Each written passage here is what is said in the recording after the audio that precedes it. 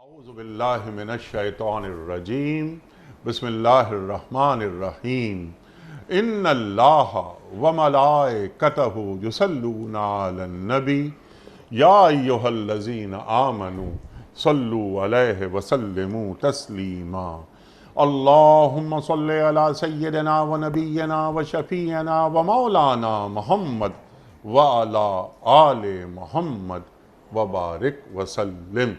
محترم خواتین و حضرات، السلام علیکم۔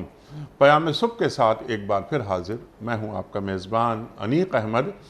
خواتین و حضرات، آپ اور ہم جانتے ہیں کہ پیام صبح میں روزانہ ہم قرآن کریم پر بات کرواتے ہیں، اپنے ملک کے ممتاز اور جید علماء سے چند آیات رکھتے ہیں، ان کی خدمت میں سیکھتے ہیں ان سے کہ قرآن کریم یہ ان آیات میں اللہ تعالی ہم سے کیا مخاطبت کر رہا ہے اور قیامت تک کے لیے قرآن کریم سے ہمیں کس کس انداز سے روشنی اور ہدایت ملتی رہے گی۔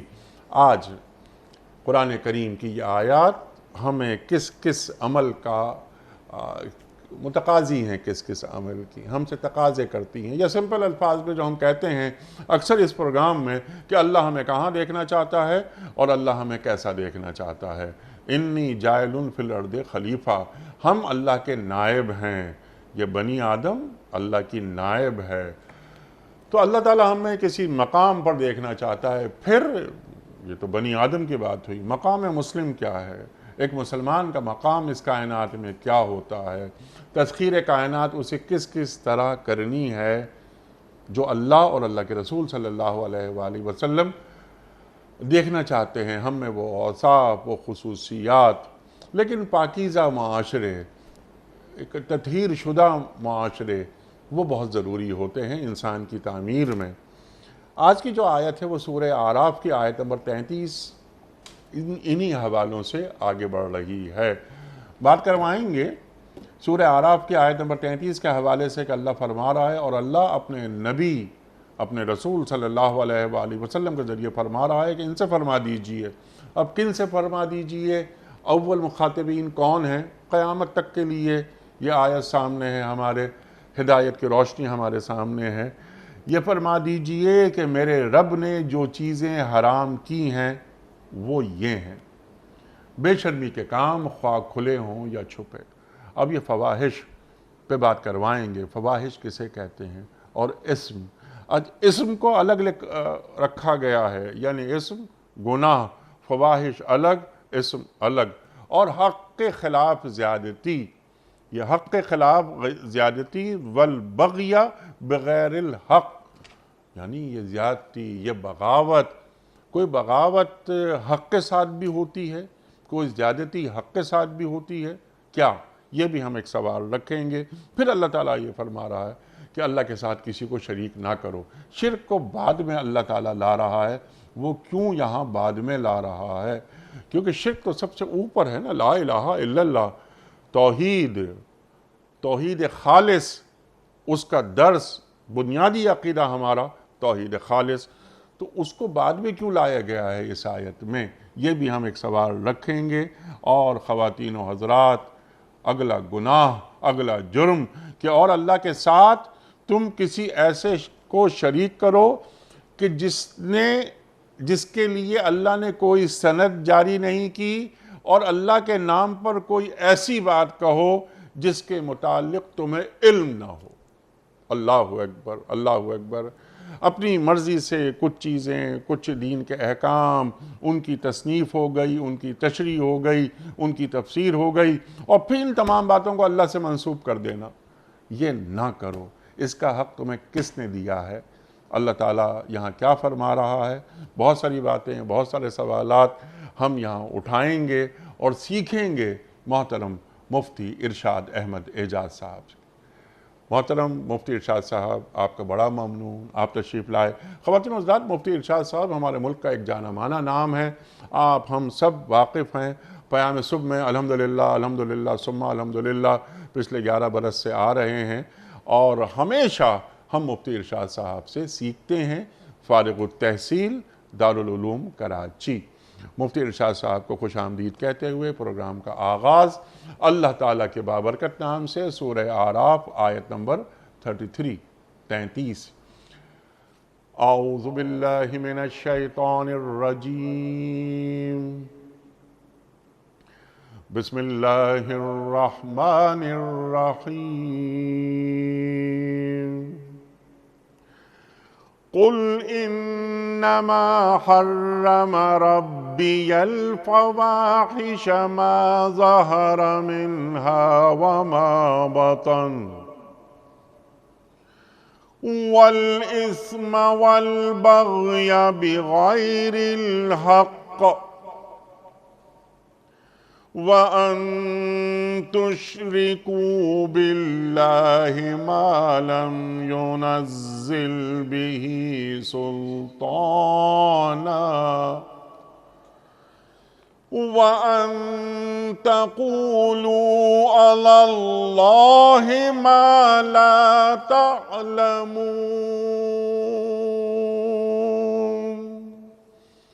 صدق اللہ العظیم۔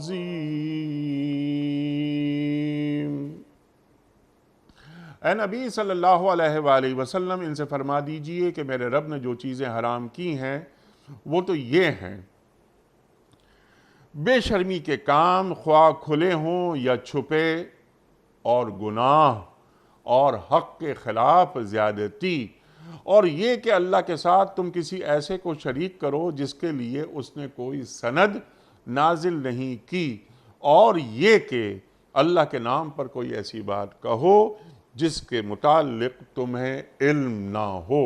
صدق اللہ العظیم۔ خواتین حضرات، محترم مفتی ارشاد صاحب کی خدمت میں اس سے پہلے کہ ہم رکھیں آج کے پروگرام کے حوالے سے پہلا سوال، کوئز۔ کل کے پوچھے گئے سوال کا درست جواب اور آج کا سوال آپ کی خدمت میں۔ کل کا سوال ہمارا یہ تھا کہ حضرت موسیٰ علیہ السلام پر کون سی کتاب نازل ہوئی؟ درست جواب توریت۔ آج کا سوال نوٹ فرما لیجئے، وہ کون سے پیغمبر تھے جو پرندوں کی بولیاں سمجھتے تھے؟ وہ کون سے پیغمبر تھے جو پرندوں کی بولیاں سمجھتے تھے؟ حضرت داؤد علیہ السلام یا حضرت یعقوب علیہ السلام یا حضرت سلیمان علیہ السلام؟ جو درست جواب آپ سمجھتے ہوں روانہ فرمائیے۔ ہمارے فون نمبرز ہیں 009221345270009۔ ہمارا دوسرا فون نمبر ہے 009221343000980۔ ہمارا ای میل ایڈریس ps@dunyatv.tv۔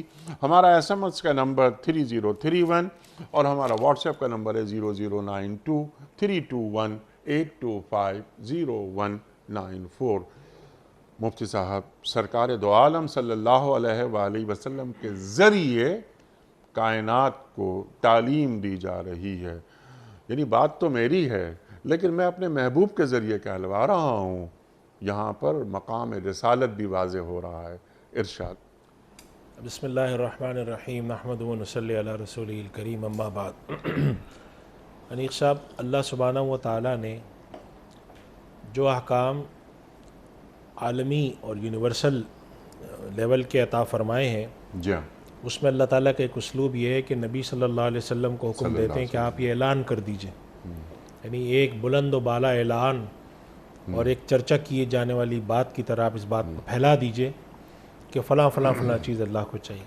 مثال کے طور پہ ایک جگہ اللہ سبحانہ و تعالیٰ نے کہا کہ اے نبی اعلان کر دیجئے ان صلاتی و نسکی و محیای و مماتی للہ رب العالمین۔ جی ہاں، وہ اعلان سے مراد یہ نہیں ہوتا کہ 4 لوگوں کو، بلکہ یہ کہ وہ ایک ایسی عالمگیر مسلمہ حقیقت آپ کے دین کی ہو کہ لوگ جانتے ہوں کہ یہ دین یہ بات کرتا ہے، سبحان اللہ، یہ مسلمہ علامت ہو۔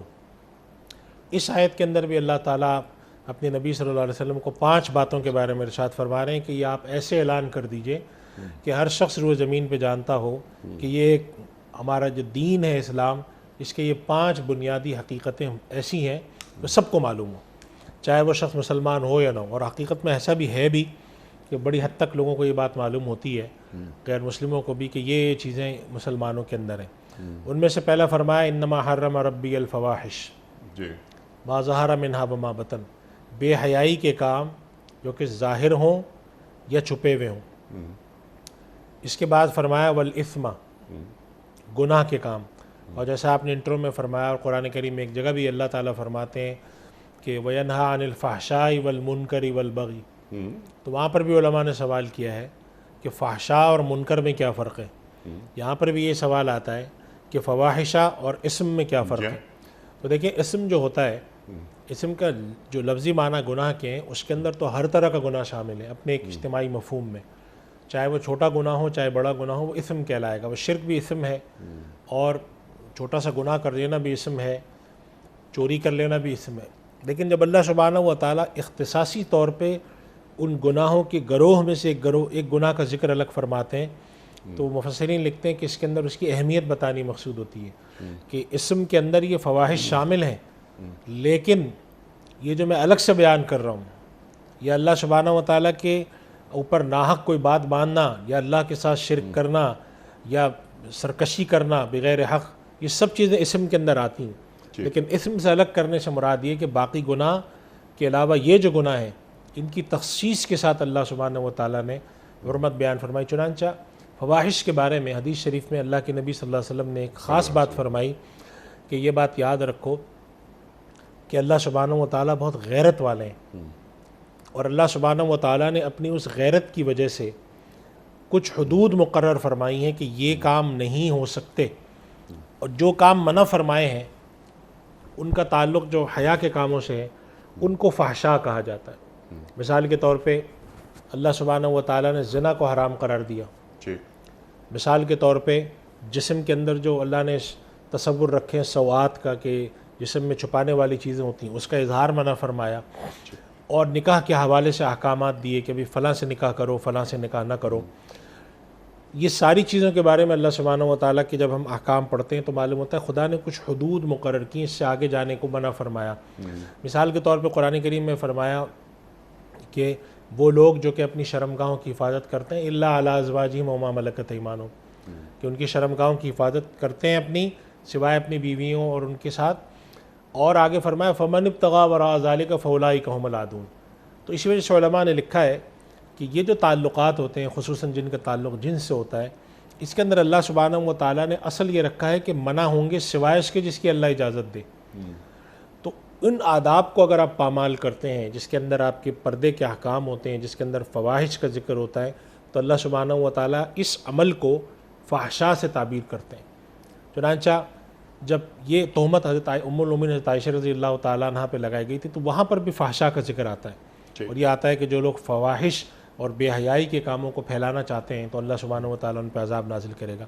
تو یہاں پر یہ فرمایا گیا اس سے متعلق جتنے احکام ہیں کہ انما حرم ربی الفواحش ما ظہر منہا وما بطن، ظاہری جو کہ کھلے عام کیے جاتے ہوں، معاشرہ اس کو کرنے میں جھجک نہ محسوس کرتا ہوں. مثال کے طور پہ عربوں میں بعض ایسے نکاح رائج تھے اور زنا کی بعض صورتیں بالکل عام رائج تھیں کہ لوگ جانتے تھے کہ یہاں ہوتا ہے یہ کام، اور اس پر لوگوں کو کوئی خاص شرمندگی بھی نہیں تھی. معاشرے میں وہ بات جسے ہم کہتے ہیں معاشرہ اس کو ایکسیپٹ کر لیتا ہے. اور ایک بے حیائی کے کام وہ ہوتے ہیں جس کو معاشرے میں قبولیت نہیں ہوتی، لوگ چھپ چھپا کے کرتے ہیں. تو اللہ تعالیٰ فرماتے ہیں کہ خلوت میں کیے جانے والے، تنہائی میں چھپ کر کیے جانے والے برے بے حیائی کے کام ہوں یا کھلے عام کیے جانے والے بے حیائی کے کام ہوں، اللہ نے دونوں کو حرام قرار دے دیا ہے. اور اللہ کی حدود سے ماوراء ہیں وہ، یعنی اللہ نے جو حدود طے کر دی ہیں اس کو انسان پامال کر کے اس حدود میں جاتا ہے. تو اے لوگوں اللہ کا اعلان سن لو، انما حرم ربی الفواحش، یہ ساری جو چیزیں فواحش میں آتی ہیں ان کو اللہ نے حرام کر دیا ہے، اور اس راستے پر چلنے والا اللہ کی حدود کو توڑنے والا ہے. اور اللہ سبحانہ و تعالیٰ نے جو قرآن کریم میں فحشا کے حوالے سے مختلف جگہوں پہ بات فرمائی ہے وہ اس کے پر منطبق ہوتی ہے آ کر. چنانچہ علماء نے مفسرین نے لکھا ہے کہ جیسے عربوں میں ایک رواج تھا کہ وہ محارم کے ساتھ نکاح کیا کرتے تھے، اللہ تعالیٰ نے اس کو منع فرما دیا. تو محارم کے ساتھ نکاح کھلے عام ہوتا تھا، حالانکہ یہ فحشا کی بات تھی، اللہ تعالیٰ نے منع فرما دیا. اسی طریقے سے ان کے ہاں جو قصبی تھیں پیشہ ور عورتیں ہوا کرتی تھیں اور ان کے باقاعدہ علاقے ہوا کرتے تھے، وہاں پہ لوگ رابطے بھی رکھتے تھے، جانانہ بھی ہوتا تھا، وہ سمجھتے تھے کہ اس میں کوئی ایسی بات نہیں ہے. تو اس کے بارے میں اللہ سبحانہ و تعالیٰ فرماتے ہیں کہ یہ ہیں ما ظہر منہا، کھلے عام کیے جانے والے، اور ما بطن جو کہ تنہائیوں میں کیے جاتے ہیں، رات کے اندھیروں میں کیے جاتے ہیں، جس کو لوگ چاہتے ہیں کہ وہ معاشرے میں پتہ نہ چلیں، چھپ کر کیے جاتے ہیں. تو اللہ تعالیٰ نے یہ نہیں ہے کہ صرف کھلے عام کرنے کو منع فرمایا، چھپ کر کرنے کو بھی ناپسند کیا. اور اس بارے میں خصوصیت سے ذکر کرنے کا مفہوم یہ ہے کہ عام طور پہ فحشاء سے متعلق جو برائیاں ہوتی ہیں وہ کھلے عام بھی ہوتی ہیں اور چھپ کر بھی ہوتی ہیں، اور چھپ کر بہت زیادہ ہوتی ہیں۔ فرمایا کہ سب چیزوں سے بچو، اور اللہ سبحانہ وتعالی تو پہلی یہ چیز منع فرمائی، اور اس کے بعد فرمایا والاثم، گناہ۔ اس سے مراد ہے عمومی گناہ، کوئی بھی گناہ جو اللہ نے حدود مقرر کر دی، حلال اور حرام کے فرق بیان کر دیے ہیں، اس حد کو پامال کر دینا، چاہے وہ سود لینے کا گناہ ہو، کسی کے ساتھ زیادتی کرنے کا گناہ ہو، ناجائز مال لینے کا گناہ ہو، بتے لینے کا گناہ ہو، ماں باپ کی نافرمانی کا گناہ ہو، کسی کے ساتھ ظلم کرنے کا گناہ ہو، سب اس میں شامل ہے۔ ٹھیک ہے، معاشرتی بگاڑ نہ ہو، بگاڑ جس کے اندر آ جائے۔ اور وہ جو آپ نے بات فرمائی کیا اچھی بات کہ وہ فواحش، یعنی وہ جو بڑے گناہ وہ جو چھپ کر کیے جاتے ہیں فواحش، لیکن تم چھپ کر تو کر رہے ہو وہ گناہ، لیکن اللہ سمیع ہے، بصیر ہے، علیم ہے، خبیر ہے۔ وَهُوَ مَعَكُمْ أَيْنَمَا كُنْتُمْ، اللہ کی جو گرفت ہے وہ وہاں پر بھی ہے جہاں تم سمجھتے ہو کہ یہاں کوئی ہمیں نہیں دیکھ رہا۔ لیکن جو اسم کی آپ نے بات فرمائی کہ اسم چھوٹے گناہ کے تعلق سے، تعاونوا علی البر والتقوی ولا تعاونوا علی الاسم والعدوان، تو یہاں کے چھوٹے گناہوں کی بات نہیں، یہاں چھوٹے مراد چھوٹے نہیں ہیں، اچھا بڑے گناہ بھی ہو سکتے ہیں، اس سے مراد کبائر بھی، لیکن فواحش کا، فواحش سے الگ ہیں وہ، لیکن فواحش کا جو مرتبہ ہے وہ بڑا ہے، بلند ہے۔ فواحش کا مرتبہ بلند ہے، لیکن بعض چیزیں ایسی جن کو فواحش کے برابر قرار دیا گیا، مثال کے طور پر غیبت۔ جی، غیبت کے بارے میں، حالانکہ اس میں یہاں غیبت کا ذکر نہیں آیا شاید میں، لیکن غیبت کے بارے میں حدیث شریف میں بعض روایت میں آتا ہے کہ وہ زنا کے برابر ہے، حدیث شریف میں یہ بھی آتا ہے کہ سود لینے کے برابر ہے غیبت۔ تو بعض گناہ ایسے ہیں جو کہ درجے میں چاہے فواحش کے برابر ہو، لیکن فواحش کے ساتھ ایک خاص بات جڑی ہوئی ہے کہ بعض گناہ جو انسان دوسرے کر رہا ہوتا ہے تو اس کو گناہ سمجھ کے کرتا ہے، معاشرتی طور پہ وہ گناہ سمجھے جاتے ہیں، لیکن یہ گناہ بسا اوقات ایسے ہوتے ہیں کہ جو ما ظہر منہا، اس میں خصوصاً کہ ان کو معاشرتی طور پہ برائی سمجھنا ختم کر دیا جاتا ہے۔ لوگ سمجھتے ہیں کہ نہیں اس میں کیا خرابی ہے، یہ تو بالکل صحیح ہے، حالانکہ وہ فواحش میں داخل ہے۔ تو اللہ سبحانہ و تعالیٰ نے اسی لیے بات کو ارشاد فرمایا قرآن کریم میں سورۃ النور میں کہ جو لوگ چاہتے ہیں کہ مسلمانوں میں بے حیائی کی اور فحشاء والی باتیں پھیلیں، ان الذین یحبون ان تشیع الفاحشہ، وہاں مراد یہی ہے کہ وہ چاہتے ہیں، پھیلنے سے مراد یہ ہے کہ ایک تو یہ کہ چھپ کر لوگ کریں لیکن کھلے عام کرنے میں، اب آپ دیکھیں مثال کے طور پہ، اب مطلب یہ بات کرتے ہوئے بھی انسان کو حجاب ہوتا ہے، مثال کے طور پہ ہم جنس پرستی کے حوالے سے آج کل ہم پاکستان کے اندر دیکھ رہے ہیں کچھ لوگوں کی طرف سے اس کا دفاع ہونا شروع ہوا ہے، بہت ہی قلیل لوگ ہیں معاشرے کے اندر، ان کو کوئی قبولیت نہیں ہے، لیکن ہے کوئی آدمی کھڑا ہو جاتا ہے کہتا ہے کہ نہیں یہ بھی ایک ہونا چاہیے، یہ بھی لوگ ہیں۔ تو اب یہ جو چیزیں ہونے جا رہی ہوتی ہیں کہ جب ہم اس کو دیکھتے ہیں کہ بھئی یہ تو فواحش میں سے ہے، اس کا ہمارے معاشرے میں کیا تصور، اور اگر کچھ لوگ چھپ کر کرتے ہیں تو وہ تو گناہ ہے ہی ہے، لیکن جو لوگ چاہ رہے ہیں کہ اس کو ما ظہر منہا میں شامل کر لیں تو وہ پھر بڑے بڑے گناہگار ہوتے ہیں اور اللہ کے باغی ہوتے ہیں۔ تو اس طرح کی جو چیزوں کو شامل کرنے کی کوشش کی جاتی ہے اور رضامندی کے ساتھ، یعنی کہ گناہ سمجھنا جناب الجبر کو، جناب الرضا کو گناہ کی حدود میں سے نکالنے کی کوششیں کرنا، یہ سب کیا ہے؟ ما ظہر منہا۔ تو اللہ سبحانہ و تعالیٰ نے ما ظہر منہا بھی حرام کیے ہیں، ما بطن بھی حرام کیا۔ اس کی وجہ یہ بات ظاہر کرنا بھی تھی کہ کل کلا کوئی آدمی یہ نہ سمجھے کہ بھئی یہ گناہ کوئی کھلے عام تھوڑی ہو رہا تھا، چھپ چھپا کے ہو رہا تھا، جانے دو، نہیں، ٹھیک ہے، اور برضا و رغبت ہو رہا تھا۔ تو یہ سب چیزیں غلط، جو اللہ نے طے کر دیا حرام ہونا، اس میں انسان کی رضا و رغبت، ظاہر ہونا، چھپ کے ہونا، کم ہونا، زیادہ ہونا، سب اللہ تعالیٰ حرام قرار دیتا ہے، اور انسانی نفسیات کو عین سامنے رکھ کے فرمایا ما ظہر منہا وما بطن والاثم، اور جتنے بھی اللہ نے چیزیں حرام کی ہیں اس کے اندر مال سے متعلق چیزیں ہوں، انسانی برتاؤ سے متعلق ہوں، غیبت سے متعلق، یہ سارے گناہ جو ہیں یہ بھی اللہ نے حرام کیے ہیں۔ اور بالبغی بغیر الحق، سرکشی، بغیہ کے بارے میں علماء نے لکھا ہے کہ انسان جب کسی کے ساتھ ظلم کرتا ہے یا اس کے ساتھ زیادتی کرتا ہے تو بغیر الحق سے مراد کیا ہے؟ اس کے بارے میں بعض حضرات نے لکھا ہے کہ اس سے مراد یہ ہے، جیسے قرآن کریم میں اللہ سبحانہ و تعالیٰ نے اجازت دی ہے کہ وجزاء سیئۃ سیئۃ مثلھا، اگر کوئی تمہارے ساتھ برائی کرتا ہے تو اس کے ساتھ تم برائی کر سکتے ہو برابر کی۔ تو یہاں پر مراد ہے کہ اگر تم کسی کے ساتھ کوئی زیادتی کرنے جا رہے ہو اور اس کا تمہیں حق نہیں ہے، یعنی اگر کسی نے تمہیں نقصان پہنچایا تو جواب میں تم نقصان پہنچاتے ہو، کسی نے تمہارے اولاد کو قتل کر دیا تو جواب میں تم قتل کرنے کی کوشش کرتے ہو، قصاص لینے کی کوشش کرتے ہو، ایسا کچھ نہیں ہے، اور تم بغیر کسی وجہ کے جا کر کسی کے ساتھ ظلم کرتے ہو، اس کے مال کو ہڑپ کرنے کی کوشش کرتے ہو، اس کو جسمانی نقصان پہنچاتے ہو، مالی نقصان پہنچاتے ہو، یہ والبغی بغیر الحق کے اندر آتا ہے۔ تو یہ تین جو بڑے بڑے گناہ بیان کیے، اس میں سے ایک خالص معاشرتی گناہ والبغی بغیر الحق، غیر جنسی معاملات میں، اور ایک کا تعلق جنسی اور اس طرح کے معاملات سے، شرم اور حیا کے احکام سے، اور باقی جو گناہ ہیں وہ عمومی گناہ ہیں، کسی کو تکلیف پہنچا دینا، غیبت کر دینا، لڑائی کر دینا، جھگڑے کر دینا، یہ جو ایک انسانی معاشرے میں ہوتے ہیں، یا خدا کے دوسرے احکام کو پامال کرنا، نماز کی طرف توجہ نہیں، روزہ چھوڑ دینا، یہ ساری چیزیں اسم میں آتی ہیں۔ تو اللہ تعالیٰ فرماتے ہیں یہ تینوں چیزیں اللہ نے حرام کی، اور اس کے بعد دو چیزیں اور شامل کر لیں کہ وہ شرک کو بھی حرام کیا، اور اس کے بعد ایک اور چیز کہ اللہ پر تم ایسی بات کہو جو اس نے کہی نہیں۔ تو یہ 5 چیزیں یہاں پہ بیان ہوئی ہیں۔ تو اس میں جو 2 آخری چیزیں ہیں کہ شرک، بظاہر تو شرک بہت بڑا، جیسے آپ نے انٹرو میں بھی سوال اٹھایا، لیکن یہاں مراد درجہ بندی نہیں ہے۔ یہاں مراد یہ نہیں بتانا ہے کہ یہ چیز اونچی یہ چیز ہے۔ اللہ سبحانہ و تعالیٰ نے بعض دفعہ احکام میں درجہ بندی رکھی ہے، اور بعض دفعہ احکام میں اللہ سبحانہ و تعالیٰ نے معاشرے کے پیش نظر کسی ایک چیز پر زیادہ توجہ دی ہے۔ ایک مسلمان معاشرہ ہے جس کے اندر شرک نہیں ہوتا، تو اب آپ اس کو جا کر شرک کے بارے میں ترغیب دے رہے ہیں، تو وہ معاشرہ کھڑا ہو کے کہہ دیتا ہے ہم میں تو شرک ہے ہی نہیں۔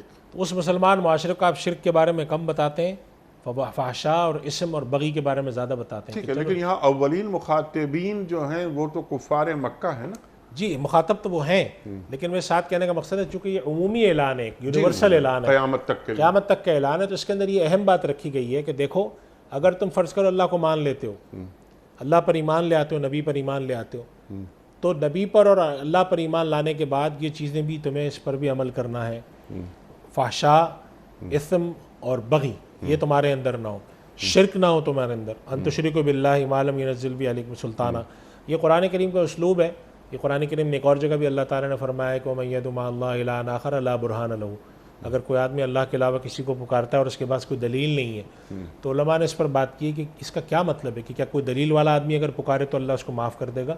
تو اس سے مراد علماء نے لکھا ہے کہ یہ در حقیقت کوئی شرط نہیں ہے، یہ بیان حقیقت ہے، کہ حقیقت یہ کہ دلیل ہو ہی نہیں سکتی۔ اللہ کے علاوہ جب تم کسی کو خدا مان کے پکارتے ہو تو یہ بالکل بے دلیل بات ہے۔ ٹھیک ہے، تو اللہ سبحانہ و تعالیٰ کے پاس جب تم لاؤ گے ایسی بے دلیل قسم کی لغو بات، تو اللہ تعالیٰ فرماتے ہیں کہ یہ کام بھی تمہیں اجازت نہیں ہے کہ وَأَن تُشْرِكُوا بِاللَّهِ، کہ اللہ کے ساتھ تم کوئی شرک کرو، کسی چیز کو شریک ٹھہراؤ، چاہے صفات میں ٹھہراؤ، چاہے کسی بھی طریقے سے ٹھہراؤ، لیکن تم خدا کے ساتھ شرک کر رہے ہو، جوڑ رہے ہو۔ اور پھر اس کے بعد آخری بات جو فرمائی وَأَن تَقُولُوا عَلَى اللَّهِ مَا لَا تَعْلَمُونَ، خدا پر ایسی باتیں باندھو۔ یہ بہت بڑی بات ہے نیک صاحب، اور خصوصاً آج کے دور میں کہ خدا کے ساتھ جو آج کل الہات کا ایک فتنہ پھیلا ہے، اس کے اندر یہ باتیں بہت کی جاتی ہیں کہ دین کی ایسی تشریح و تعبیر کرو، دین کے ایسے مقاصد بتاؤ، دین کو اس طریقے سے پیش کرو کہ وہ دین بھی کہلائے اور دین نہ ہو۔ ٹھیک ہے، تو یہ جو تعبیر ہے اللہ تعالیٰ اس کو منع فرما رہے ہیں۔ چنانچہ مفسرین اور خصوصاً فقہاء کرام کے بارے میں شروع میں ملتا ہے کہ جو ہمارے بڑے فقہاء گزرے، امام مالک، امام ابو حنیفہ رحمۃ اللہ علیہ، جب ان سے لوگ کوئی چیز پوچھتے تھے کہ آپ اس بارے میں کیا فرماتے ہیں، اور وہ مسئلہ نیا ہوتا تھا، تو وہ یہ نہیں فرماتے تھے کہ اس کے بارے میں خدا کا حکم یہ ہے یا نبی کا حکم یہ ہے، وہ فرماتے تھے کہ میرا گمان ہے کہ یہ ایسا ہے، جی، میں سمجھتا ہوں کہ یہ چیز ٹھیک نہیں۔ اور ان سے پوچھا جاتا تھا یہ آپ کیوں نہیں صاف کہتے؟ تو وہ کہتے تھے ہمیں خوف آتا ہے، ہم کسی چیز کے بارے میں کہیں کہ یہ حرام ہے، یا کسی کے بارے میں کہیں حلال ہے، تو ہم احکام کی روشنی میں سمجھتے ہیں کہ یہ بات ٹھیک نہیں ہے۔ جی، یعنی یہ خوف تھا کہ کہیں جیسے قرآن کریم میں دوسری جگہ فرمایا ہے کہ تمہیں کس نے کہا کہ تم جو ہے وہ حرام اور حلال کرو، تمہارے پاس کیا اختیار ہے کہ تم کسی چیز کو حلال کرو اور تم کسی چیز کو حرام کرو؟ یہ تو اللہ کا اختیار ہے۔ اسی طرح یہاں فرمایا وَأَن تَقُولُوا عَلَى اللَّهِ مَا لَا تَعْلَمُونَ، خدا کے نام پر ایسی چیزیں باندھو۔ چنانچہ اللہ سبحانہ و تعالیٰ نے مشرکین مکہ کی خاص بات ہے، اس کو قرآن میں کئی جگہ ذکر فرمایا ہے کہ جیسے وہ کہتے تھے کہ فرشتے جو ہیں وہ اللہ کی بیٹیاں ہیں، اور اللہ کے پر نا اس طرح کی تہمتیں باندھتے تھے کہ یہ جو ہم جانور ذبح کرتے ہیں یہ اللہ کا ہے، اور یہ جانور بتوں کا ہے، اور یہ چیز اس کی ہے، یہ چیز اس کی ہے۔ تو اللہ تعالیٰ نے قرآن کریم میں 8ویں پارے میں اس بات کو ذکر کرتے فرمایا کہ یہ جو تم کرتے ہو کہ یہ چیز اللہ کی ہے اور یہ چیز مشرکین یہ بتوں کی ہے اور یہ چیز ہماری ہے، اور یہ جو تم کہتے ہو کہ ملائکہ جو ہے وہ اللہ کی بیٹیاں ہیں، تو قرآن کریم اللہ نے ان سے سوال کیا ہم خلقنا الملائکۃ اناثا وہم شاہدون، کیا ہم فرشتوں کو جو بیٹیاں بنا رہے تھے تو یہ کھڑے دیکھ رہے تھے؟ تو یہ وہ چیزیں تھیں جو خدا پر تہمت باندھی جاتی۔ اسی وجہ سے محدثین کا کہ یہاں جو سب سے اہم بات رکھی گئی تھی کہ جب بھی کوئی روایت بیان کی جائے اس کی سند دیکھو۔ سند کس لیے دیکھو؟ کہ کہیں ایسا نہ ہو تم خدا کے نام پر وہ چیزیں باندھ دو، نبی کے نام پر وہ چیزیں باندھ دو جو آپ نے فرمائی نہ ہو۔ اسی وجہ سے نبی کریم صلی اللہ علیہ وسلم کی جو احادیث چند متواتر احادیث ہیں، یعنی کہ جس کے اوپر صحابہ کرام کے زمانے سے اتنی کثرت سے وہ منقول ہوئی ہیں کہ ان کو متواتر کا درجہ دیا جاتا ہے. ان میں سے ایک حدیث یہ ہے جس میں اللہ کے نبی صلی اللہ علیہ وسلم فرماتے ہیں جو شخص مجھ پر جان بوجھ کے کوئی جھوٹی بات باندھے گا تو وہ جہنم میں اپنا ٹھکانہ بنائے. تو خدا اور اس کے رسول کے نام پر کوئی ایسی چیزیں بیان کر دینا, میں یہ بات اس لیے بھی کہوں گا نہیں صاحب, آج کل بڑا عام ہو گیا ہے خاص طور پہ سوشل میڈیا کے آنے کے بعد, کہ کوئی بھی آدمی کسی چیز کو جو ہے وہ حدیث کہہ کر بیان کر دیتا ہے, قرآن کہہ کے بیان کر دیتا ہے, سیدنا علی کرم اللہ وجہہ کی طرف کر کے بیان کر دیتے ہیں کہ حضرت علی رضی اللہ عنہ نے یہ فرمایا, اللہ کے نبی نے یہ فرمایا, فلاں بزرگ نے فرمایا, کوئی سند کی طرف توجہ نہیں. تو آپ بسا اوقات اس گناہ کے مرتکب ہو رہے ہوتے ہیں, چاہے آپ کی نیت اچھی ہو. وَأَن تَقُولُوا عَلَى اللَّهِ مَا لَا تَعْلَمُونَ, خدا پر ایسی چیز باندھو جو خدا نے نہیں کی, چاہے تم نیک نیتی سے باندھو, اور ایسی چیزیں باندھو. مشرکین مکہ تو اپنے غلط کاموں کو خدا کی طرف لوٹا دیتے تھے, یا کفار جو ہیں وہ غلط کاموں کو خدا کی طرف لوٹا دیتے تھے. اور وَأَن تَقُولُوا عَلَى اللَّهِ مَا لَا تَعْلَمُونَ کا ایک مفہوم وہ بھی ہے جو کہ مشرکین مکہ کے بارے میں قرآن کریم نے فرمایا کہ جب ان سے کہا جاتا تھا کہ تم جو ہے اللہ کی راہ میں خرچ کرو, تو کہتے تھے کہ اگر اللہ چاہتا تو ان کو کھلاتا, یہ غریب لوگ جو ہیں. یا اسی طرح یہ کہتے تھے کہ اللہ چاہتا تو ہمیں ہدایت نہ دیتا, قال لو شاء اللہ لہدیناکم, بھئی اللہ چاہتا تو ہم ہدایت مل جاتی. تو یہ سب اللہ پر باندھنے میں, یعنی کہ گویا مقصد یہ ہوا کہ بھئی اللہ ہی نہیں چاہتا کہ ہمیں ہدایت ملے, یہ اللہ نہیں چاہتا کہ ان غریبوں کو کھانا ملے, یہ بات تو ہم کیا کریں. اللہ تعالیٰ کے تعلق سے ایک تاثر کو بیان کرنا وہ تو ایک الگ معاملہ ہوا, لیکن وہ بات جو اللہ نے نہیں فرمائی اس بات کو اپنا رنگ اس میں ملا کر پیش کر دینا اور سند اللہ کی طرف سے لانا. بالکل اللہ اکبر, اللہ اکبر. مفتی صاحب آپ تو ظاہر ہمارے استاد ہیں, ہم میر کے کلام پہ بات نہیں کر سکتے, مسئلہ ہوتا ہے. غالب, اقبال, انیس, آج یہاں تک آ جائیں, آج کے زمانوں تک ہم ان کے کلام پہ بات کرتے ہوئے سوچنا پڑتا ہے. لیکن جب ہم اللہ کے کلام پہ بات کرتے ہیں تو ہم کیسے بات کر دیتے ہیں. آپ نے امام مالک کی بات فرمائی, آپ نے امام ابو حنیفہ کی بات فرمائی کہ ہمارا گمان یہ ہے کہ اللہ یہ فرما رہا ہے. سید ابو العلا مودودی لکھتے ہیں رحمۃ اللہ علیہ کہ قرآن کا ترجمہ نہیں ہو سکتا, قرآن کی ترجمانی ہو سکتی ہے. تو لیکن جو چیزیں جو بنیاد دین ہیں, بنیاد دین, اس میں اف اینڈ بٹس نہیں ہیں.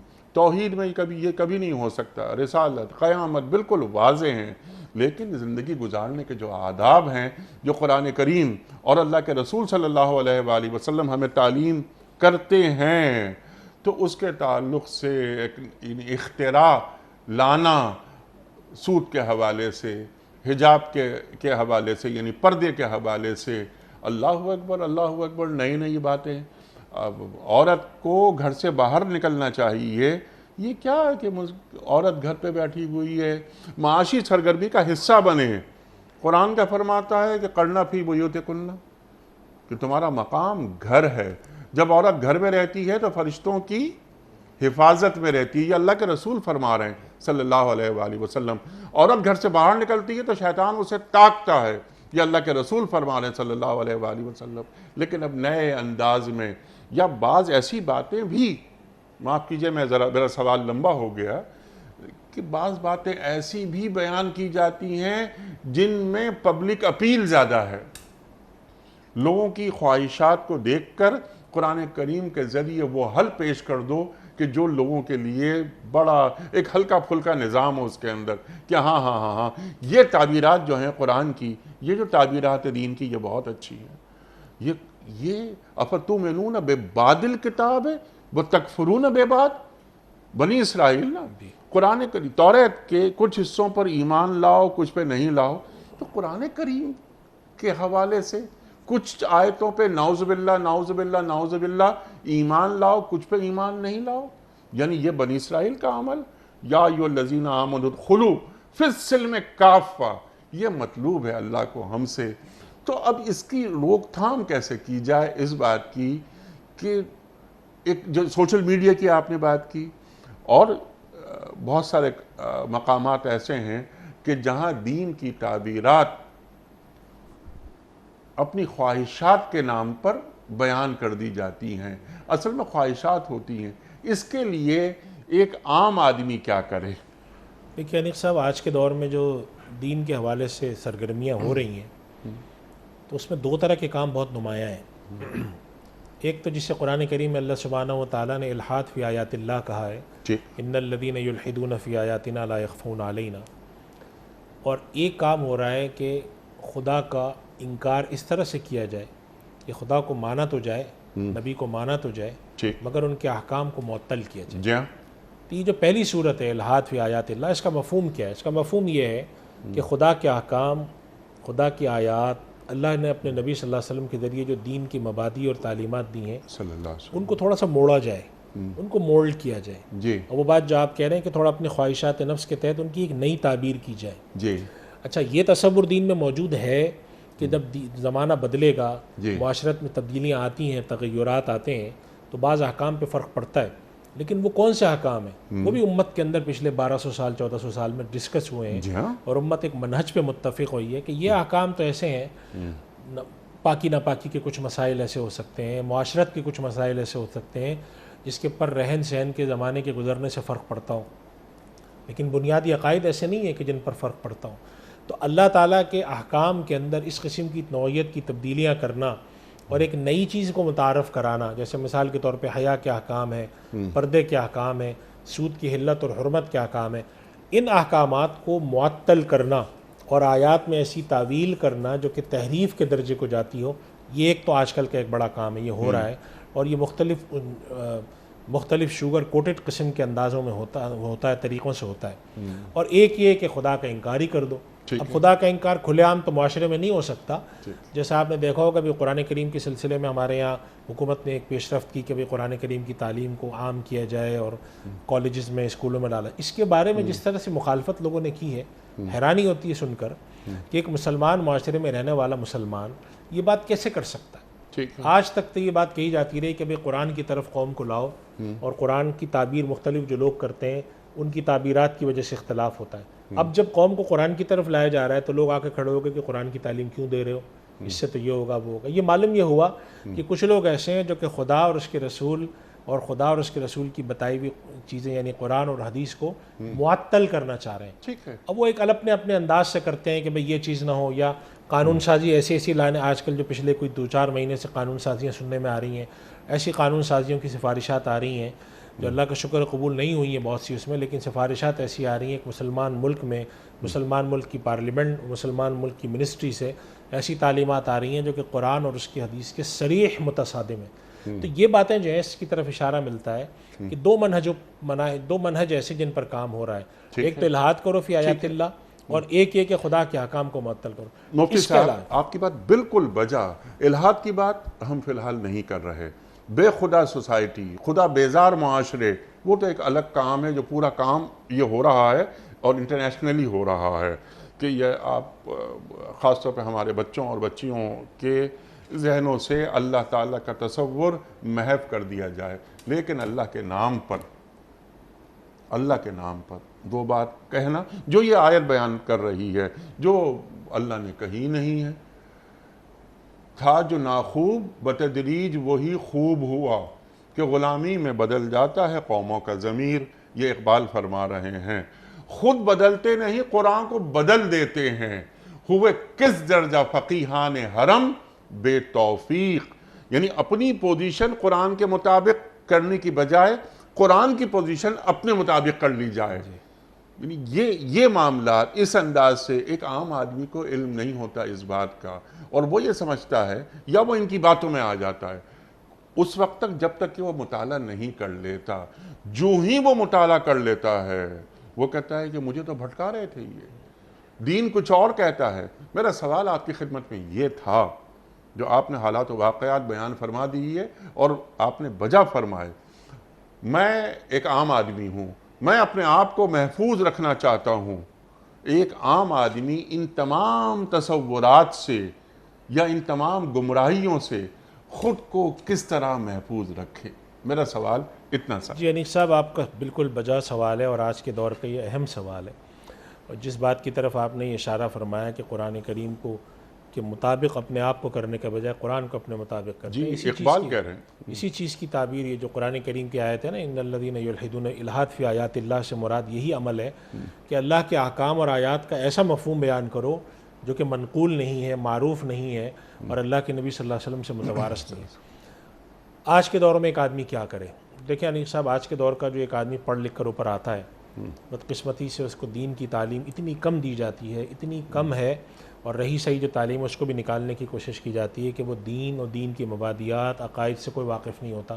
اس کے پاس رہا سا جو تھوڑا بہت دین ہوتا ہے، جو اس نے معاشرے میں اپنے ماں باپ سے سیکھ لیا، یا اکا دکا کسی مجلس میں چلا گیا، کسی جمعے کے تقریر میں سن لیا، بس یہ ہوتا ہے اس کے پاس دین۔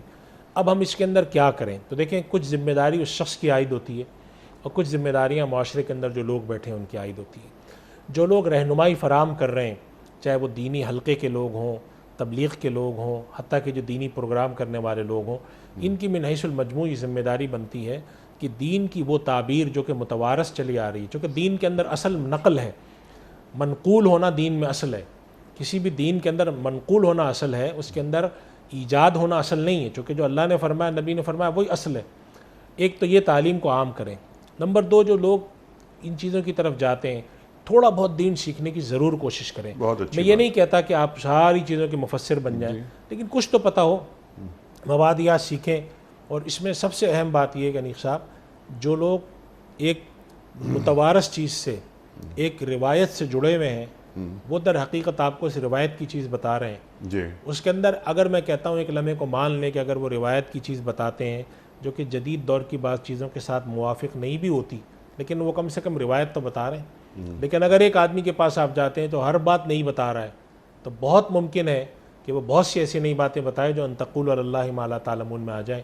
اس کی وجہ ہے کہ وہ دین کی تشریح، دین کی تعبیر، آیات کی تشریح ایسی کر رہا ہوتا ہے جو کہ خواہش سے مطابق ہوتی ہے۔ اس وجہ سے اس چیز کے پر توجہ رکھنی چاہیے۔ جہاں علماء کی ذمہ داری ہے کہ وہ معاشرے میں پھیلنے والی اس طرح کی فکری بے راہ روی جو ہے اس کے حوالے سے لوگوں کو متنبع کریں، جہاں پر ٹی وی کے پروگرام اور اس طرح کے چینلز کی ذمہ داری ہے، ساتھ ساتھ لوگوں کی بھی ذمہ داری ہے، تفسیر پڑھانے والوں کی ذمہ داری ہے کہ اس کے بارے میں فکر کریں، لوگوں کو سمجھائیں کہ دین جو ہے، دین کے اندر ایسا نہیں ہے کہ دین جمود کو کہتا ہے، لیکن دین ایسی آزادی بھی نہیں کہتا کہ انسان جا کر سارے حدود اور قیود کو پامال کرتا ہوا دین کی ایسی تشریح کرنا شروع کر دے کہ جس کے نتیجے میں 150 سال میں دین کا بھولیا ہی بگڑ جائے۔ یہ مقصود نہیں ہے۔ دین کی اپنی مبادی اور اساس ہیں، ان کو سیکھنا، ان کے بارے میں بنیادی تعلیم حاصل کرنا، کچھ سمجھنا، کچھ بنیادی عقائد کو سمجھنا، صحیح جگہ سے جا کر علم حاصل کرنا، یہ ایک طریقہ ہے۔ اس کے علاوہ جو جتنا یہ سخت قسم کی مشکلات باتیں ہیں یا مشکل فتنہ ہے، اس کو اتنی آسانی سے بیٹھ کر سمجھ لینا یا یہ سمجھنا کہ ہم ایک دو دفعہ بیٹھیں گے مسئلہ حل ہو جائے گا، ایسا نہیں ہوگا۔ کچھ محنت ہمیں کرنی چاہیے، کچھ محنت جو دین کی تعلیم دینے والے لوگ ہیں وہ کریں۔ اور ہمارے یہاں اکثر آپ جانتے ہیں صاحب، ہم اپنی محافل میں بیٹھتے ہیں تو اس پر گفتگو ہوتی ہے کہ جب فتنوں کے رنگ لوگوں کے سامنے آنا شروع ہوئے ہیں، خدا کے احکام کے اندر اپنی منچاہی تعبیریں کرنے کے، اس کے حوالے سے اور الہات کے حوالے سے لوگوں کو آج بیدار کرنا، ان کو سکھانا یہ ہمارا فرض ہے۔ تو ہمارے دروس قرآن، ہمارے جو درس ہوتے ہیں، اس وجہ سے ہمارے الحمدللہ اس پروگرام میں جب بھی کبھی بات ہوتی ہے تو ضرور آج کل کے جو ماڈرن تصور اور خیالات ہیں ان پر بات ہم کرتے ہیں، اور اس کا پیش نظر مقصود یہ ہوتا ہے کہ ہمارا دین کبھی بھی یہ نہیں کہتا کہ آپ جمود کریں، جو نئی چیزیں آتی ہیں ان کے بارے میں دین کی ہدایت ہمیں ملتی ہیں، لیکن یہ بھی میں نہیں کہتا ہمارا دین کہ آپ چھپر پھاڑ کے، دروازے توڑ کے، حدود کو پامال کرتے ہوئے باہر نکل جائیں اور آپ یہ بھی سمجھتے ہو کہ میں دین پر ہوں۔ یعنی سب سے بڑا جو طرفہ تماشا ہے وہ یہ ہے کہ ایک آدمی دین کی حدود پامال کر دے، اس کی ساری چیزوں سے باہر نکل جائے، اور اس کے بعد بھی اس کا دعویٰ یہ ہے کہ میں دین کے اندر، یہ سب سے بڑا جو ہے اس سے بچنے کی یعنی ان حدود میں قدم رکھے کہ جن حدود میں قدم رکھنے کا وہ متحمل نہیں ہو سکتا۔ جی ٹھیک ہے، لیکن یہاں پر ایک سوال میں چاہتا ہوں کہ یہ بھی آپ سے سیکھ لیں کہ معاملہ اصل میں عقد اور وحی کا ہے۔ سوال تو یہ ہے سمپل میرا کہ کیا وحی کو عقل کے پیمانوں پہ پرکھا جا سکتا ہے؟ سمپل سی بات۔ ہمارا تو یہ ایمان ہے نا کہ عقل کی حد جہاں ختم ہوتی ہے وحی کی حد وہاں سے شروع ہوتی ہے۔ تو آج یہ اقلیت پسند تازہ میرے ضمیر میں مارکہ کہن ہوا، عشق تمام مصطفیٰ، عقل تمام بو لہب، اللہ، یہ بھی اقبال فرما رہے ہیں۔ تو یہ عقل یا اقلیت کو ایک معیار بنانا اور اس پر دین کو پرکھنا، کیا یہ یعنی اس کا کوئی امکان ہو سکتا ہے؟ انیس صاحب دیکھیں، ایک بات، یہ تھوڑی سی بات فلسفیانہ ہو جاتی ہے، لیکن یہ بات ہمیں سمجھنی چاہیے کہ عقل انسانی جو ہوتی ہے وہ اس کے حواس سے خمسہ سے آنے والے احوال کی بنیاد پر اپنا فریم بناتی ہے۔ جی ہاں۔ ہر دور کی عقل انسانی اس زمانے کے احوال واقعات کو دیکھتے ہوئے اپنا بناتی ہے جی ہاں۔ اسی وجہ سے ہم یہ کہتے ہیں کہ آج کی عقل انسانی اگر ایک چیز کو چیلنج کرتی ہے، بہت ممکن ہے کہ 20 سال بعد والی عقل انسانی اس چیز کو چیلنج نہ کرے، اور آج سے 40 سال پہلے والی اس کو چیلنج کرتی ہے۔ بہت اچھی بات۔ تو عقل انسانی کو کبھی بھی دین سے متصادم نہیں سمجھنا چاہیے۔ یہ سمجھنا چاہیے کہ عقل انسانی تو ایک ترقی کرنے والی چیز ہے، آج وہ ایک جگہ کھڑی ہے، کل ایک اور جگہ ہوگی، پرسوں ایک اور جگہ ہوگی۔ نمبر ایک۔ نمبر دو، جو دین ہمیں احکام دیتا ہے اس کے اندر عقل انسانی کا چیلنج نہیں ہے، بنیادی طور پہ خواہش انسانی کا چیلنج ہے۔ ٹھیک۔ قرآن کریم میں آپ دیکھیں کہیں پر اللہ سبحانہ و تعالیٰ نے عقل کے بارے میں بات زیادہ نہیں کی ہے، خواہش کے بارے میں کہی ہے۔ جی ہاں۔ ہوتا یہ ہے کہ لوگوں کی ہوتی ہے وہ خواہش نفس، اس کی تعبیر وہ عقل انسانی سے دیتے ہیں۔ مثال کے طور پہ آج کے دور میں ایک آدمی ہے، وہ آپ کے پاس آ کر ہم جنس پرستی کے بارے میں کہتا ہے یہ جائز ہونی چاہیے، اور اس کے لیے وہ جو دلائل پیش کرتا ہے عقلی طور پہ، وہ در حقیقت عقلی دلائل نہیں ہوتے، وہ اس کی خواہش نفس کے اوپر بنے ہوئے ہیں۔ اسی لیے قرآن کریم نے جگہ جگہ دین کے مقابلے میں ان یتبعون الا الظن وما تهوى الانفس اس کی تعبیر کی ہے کہ یہ خواہش۔ اس وجہ سے ہمارے یہاں یہ بات رکھی جاتی ہے کہ وہی کے مقابلے میں عقل کو کھڑا کرنا در حقیقت کی کوئی مقابلہ نہیں ہے، اس لیے کہ دین کوئی ایسی تعلیم نہیں دیتا جو عقل سے ہٹ کرو۔ یہ ایک الگ بات ہے کہ آپ نے اپنے عقلی کچھ اصول بنائے خواہشات نفس پر ہوں۔ مثال کے طور پہ ایک معاشرہ ہے جو کہ دین اور خدا کے انکار کے اوپر اپنی عقلی پرنسپل بناتا ہے، تو جب بھی آپ جا کے اس کو مخاطب کرتے ہیں وہ کہتا ہے میں تو خدا کو مانتا نہیں، تو ہم پھر جا کر اس کو مخاطب کر کے کہتے ہیں کہ خدا کو تم کیوں نہیں مانتے، تمہارے خیال میں خدا کو نہ ماننے کی کوئی عقلی توجیہ کیا ہے؟ تو وہ لوگ نازل درجے میں آ کر مخاطب کرتے ہیں کہ دیکھیں یہ بات تو مجھے سمجھ میں نہیں آ رہی، آپ مجھے عقلی طور پہ سمجھائیں۔ اسی وجہ سے ہمارے دین میں کہا گیا کہ عقلی توجیہ بہت ساری چیزوں کی نہیں ہے۔ علامہ اقبال کا جو شعر آپ نے سنا ہے علامہ اقبال رحمۃ اللہ علیہ کا، وہ یہی ہے۔ بھئی ایک آدمی آ کر آپ سے سوال کرتا ہے کہ عصر کی نماز کی 4 رکعتیں مغرب کی 3 کیوں، اس کی کیا عقلی توجیہ ہے؟ سوائے وہ عشق والی توجیہ کہ بھئی حکم خداوندی ہے، اگر اس نے کہا 4 رکعتیں تو یہ ہیں۔ اسی طرح فحشا اللہ سبحانہ و تعالیٰ نے محرمات کے کیوں قائم کیے ہیں، کیوں فرمایا کہ فلاں فلاں محرم ہے اور فلاں رشتے حرام ہے اور فلاں رشتے حرام، یہ سب خدا کا ایک دیا ہوا نظام ہے اور اس کو ماننا ہے۔ ٹھیک ہے، مفتی صاحب مان رہا ہے، وہ عصر کی 4 رکعتوں کو مان رہا ہے، مغرب کی 3 رکعتوں کو مان رہا ہے، لیکن جب قرآن کریم کی آیات پر وہ آتا ہے، مثال کے طور پر فَإِن لَمْ تَفْعَلُوا فَأَذَنُوا بِحَرْبٍ مِّنَ اللَّهِ وَرَسُولِهِ۔ اللہ اکبر، یعنی یہ آیت پڑھ کر ہی آدمی جگہ سے ہل جائے سود کے حوالے سے کہ دیکھ لو، جان لو، باز آ جاؤ، اگر تم اب بھی سود کھاؤ گے تو اللہ اور اللہ کے رسول سے جنگ کے لیے تیار ہو جاؤ۔ وہ 4 رکعت پڑھ رہا ہے عصر کی، وہ 3 رکعت پڑھ رہا ہے مغرب کی، باہر آتا ہے مسجد کے، وہ یہ کہتا ہے کہ یہ جو قرآن کریم کی یہ آیت ہے سود کے حوالے سے، اس کے معنی وہ ہے ہی نہیں، کیونکہ انسان کا استحصال نہیں ہو رہا۔ آج دنیا بہت آگے چلی گئی ہے، آج میں 10 کروڑ روپے بینک سے سود پہ لیتا ہوں اور میں اسے انڈسٹری پہ لگاتا ہوں، پیسے کماتا ہوں، سود ادا کرتا ہوں، استحصال میرا کہاں ہوا؟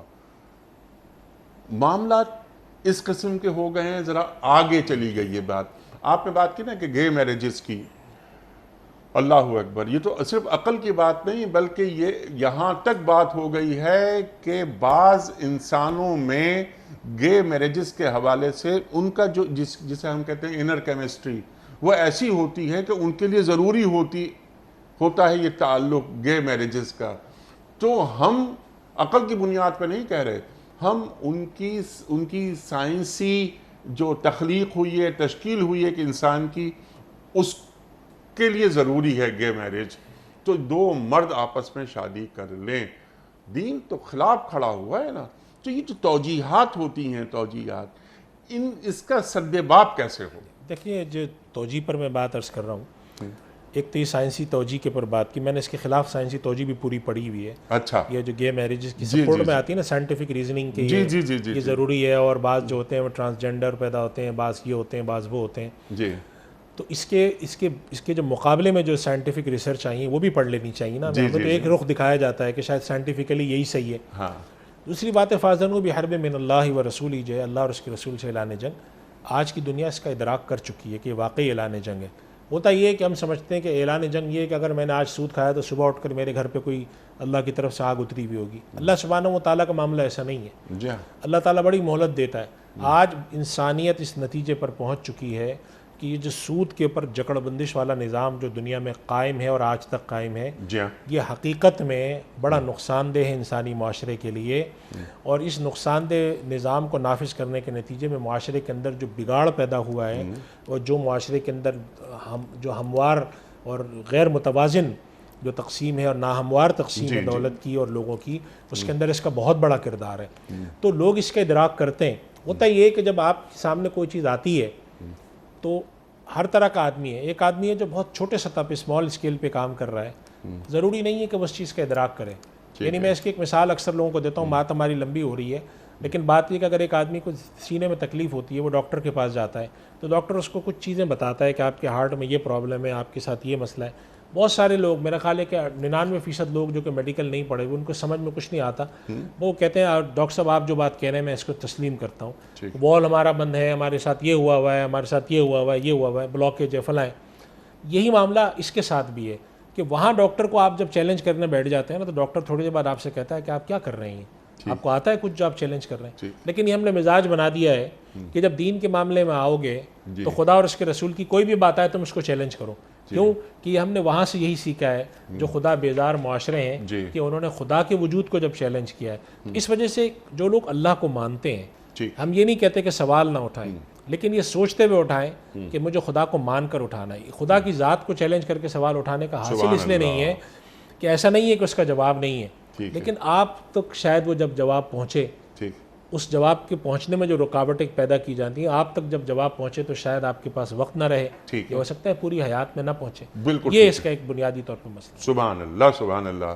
لاسٹ منٹ مفتی صاحب، جو آج کی آیت سورہ اعراف آیت نمبر 33، اس میں بہت سارے موضوعات سامنے آئے، اس کو کنکلوڈ فرما دیجئے، اور والدین کی ذمہ داری اس سلسلے میں کہ فواحش کے قریب نہ جاؤ، اس گناہوں کے قریب نہ جاؤ، اور حق کے خلاف زیادتی نہ کرو، وغیرہ وغیرہ۔ ہمارے معاشرے بگڑ رہے ہیں، بہت بلکہ بگڑ چکے ہیں، تو ایسے میں ان معاشروں میں جو والدین رہتے ہیں ان کی کیا ذمہ داری ہے؟ دیکھیں، والدین اور جتنے مصلحین ہیں ان کی ذمہ داری یہ بنتی ہے کہ جو غلط چیزیں ہیں، دین نے جن چیزوں کو غلط قرار دیا، جو دین کا تصور خیر و شر ہے، وہ اولاد کے اندر بٹھائیں۔ سبحان اللہ۔ یہ ان کی ذمہ داری ہے۔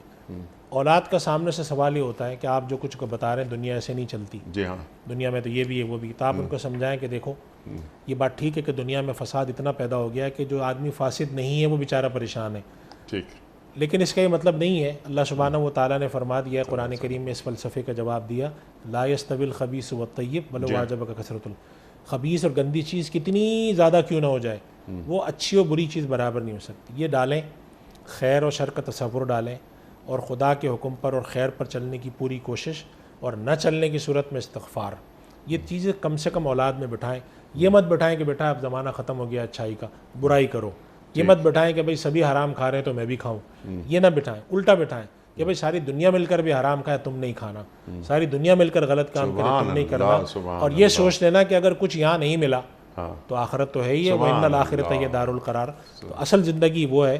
تو یہ اگر ہم آج تربیت دیں گے اولاد کو تو اس کا فائدہ کیا ہوگا؟ اس کا فائدہ یہ ہوگا کہ مجموعی طور پہ ہمارے پاس جو اولاد آئے گی، یہ مستقبل کی نسل آئے گی، وہ خیر کی تلاش کرنے والی ہوگی، خیر کی حدود پامال کرنے والی نہیں ہوگی۔ سبحان اللہ۔ اور بیٹا یا بیٹی اپنا رخ اللہ کی طرف بالکل سیدھا رکھو، اللہ سے اپنے تعلقات اچھے رکھو، اپنے معاملات اچھے رکھو، اللہ سے گفتگو کرتے رہو، اور اپنے مسائل ان کے سامنے پیش کرتے رہو، اور اللہ تمہارے مسائل کا حل عطا فرماتا رہے گا۔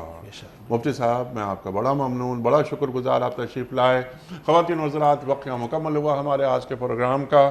مفتی ارشاد صاحب کے ہم ہمیشہ ممنون اور شکر گزار رہتے ہیں کہ وہ تشریف لاتے ہیں اور قرآنی علم ہم تک منتقل کرتے ہیں۔ کوئز، کل کا سوال ہمارا یہ تھا کہ حضرت موسیٰ علیہ السلام پر کون سی کتاب نازل ہوئی؟ درست جواب توریت۔ آج کا سوال نوٹ فرما لیجئے، وہ کون سے پیغمبر تھے جو پرندوں کی بولیاں سمجھتے تھے؟ حضرت داؤد علیہ السلام، یا حضرت یعقوب علیہ السلام، یا حضرت سلیمان علیہ السلام؟ جو درست جواب آپ سمجھتے ہوں روانہ فرمائیے۔ ہمارے فون نمبرز ہیں 00922134527 ہمارا دوسرا فون نمبر ہے 009221343000980۔